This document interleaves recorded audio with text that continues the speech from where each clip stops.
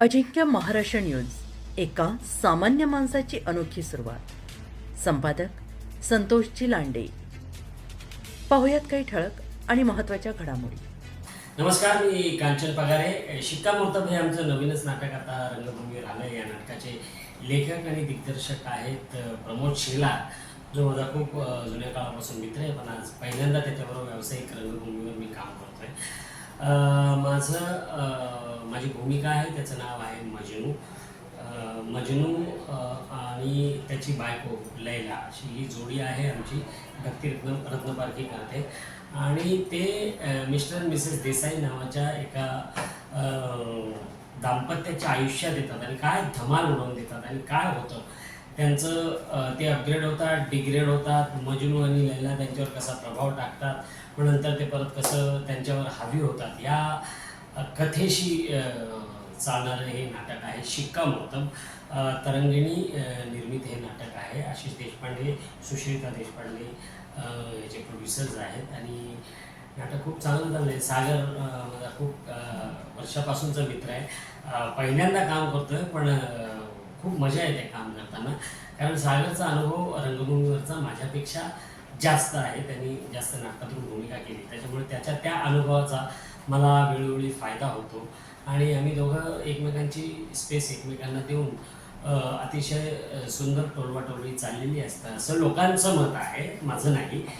पण लोकांना ते नजरेच येतं की कसं आहे ना, की एकमेकांवर हावी होण्या असं अनेकदा आपण ऐकतो, पण एकमेकांना बरोबर घेऊन चालणं, बरोबर वेळ देत एकमेकांना स्पेस देत चालणं, त्याच्यामुळे एकट्या भूमिकेला न्याय मिळणं ही जी स्वार्थी वृत्ती ती कोणातच दिसत नाही आणि सगळे एकमेकांना आपली स्पेस देतात. स्नेहा पराडकर ही अभिनेत्री आहे आमच्यासोबत. भक्ती रत्नपारखी आहे. त्याच्यामुळे आम्ही सगळे आणि 4च पात्र आहे, त्याच्यामुळे घेऊन घेऊन एक माणूस किती स्पेस घेईल. त्याच्यामुळे तसाही स्क्रिप्टमध्येही तसा वाव नाही आहे कोणाला. त्यामुळे प्रमोदने ते अतिशय बॅलन्स लिहिले आणि अतिशय तालासुरात लिहिलेलं नाटक आहे. त्याच्यामुळे ते जे लिहिलं आहे ते जरी बोललं तरी नाटक योग्य पद्धतीने, योग्य विनोद खुलवत खुलवत नाटक लोकांपर्यंत पोहोचतं आहे.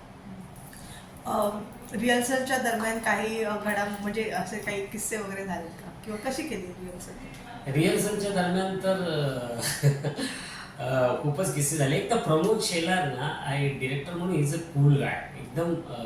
त्याने कधी आम्हाला जबरदस्ती केली नाही ना. मला आश्चर्य वाटलं की प्रमोद असं कसं काम करतो, पण जसं जसं नाटकाची वेळ जवळ येत गेली तसा तसा प्रमोद थोडासा कडक होत गेला. त्यातला डिरेक्टर जास्त हावी होत गेला, मग मित्र कमी झाला आणि त्यातला दिग्दर्शक बाहेर गेला. आणि मला असं वाटतं की सगळ्यांनी मला सांगितलं होतं की डायलॉग पाठ कर, डायलॉग पाठ कर. आणि शेवटपर्यंत माझी काम करण्याची पद्धत वेगळी आहे. मी इतरांना बघत असतो आणि अख्खी रिहर्सल मी हे अतिशय तन्मयतेने बघत होतो. त्याच्यामुळे जवळपास सगळंच नाटक माझं पाठ होतं. प्रयोगाच्या दिवशी असं काहीही झालं नाही, असं काही घडलं नाही. त्याच्यामुळे सगळे आश्चर्यचकित होते की अरे तू एके डायलॉग नाही विसरलास. त्याच्यामुळे सगळे आश्चर्यचकित होते. बाकी तर गमती जमती होतच होत्या प्रयोगामध्ये. कोण काय विचार करत होतं, कोण काय विचार करत होतं, कोणाला काय वाटत होतं कॅरेक्टर. पण प्रमोदने जेव्हा व्यवस्थित समजावून सांगितलं स्टेप बाय स्टेप, तेव्हा सगळ्यांना सगळं आपली भूमिका समजली आणि त्याबरोबर सगळे काम करता येतात. विनोदी नाटकांमध्ये म्हणजे बऱ्याचशा तुम्ही व्यक्तिरेखा केलेल्या आहेत, तर या व्यक्तिरेखेचं वेगळेपण असं काय आहे? वेगळं तर असं विनोदी व्यक्तिरेखा मी स्क्रीनवर खूप केल्या आहे. बरं काय आहे ना, विनोदी व्यक्तिरेखा आहे म्हणून मी काम करत नाही. मी काम खूप सिरियसली करतो. बरं ते लिहिलेलंच तसं असतं की लोकांना त्यातनं ते विनोदी वाटतं. आताचंही जे मजनूचा रोल आहे तो अतिशय व्यवस्थित लिहिलेला आहे. अतिशय विनोद करण्यासाठी वेगळं काहीतरी लागतं असं मला वाटत नाही. ह्या नाटकात सिच्युएशन्स खूप अशा आहेत की जिकडे आपोआप विनोद घडतो. की नुसतं आम्ही एकमेकांकडे बघतो, सागर आणि मी नुसते बघतोय, त्याचे डायलॉग नाही काय नाही, पण ती सिच्युएशन अशी की ते बघितल्यानंतर पण लोकांना खूप हसायला येतं. हे महत्त्वाचं आहे. विनोद करण्यासाठी अंगविक्षेप करणं वगैरे असं मी तरी स्वतः फार टाळतो त्या गोष्टी.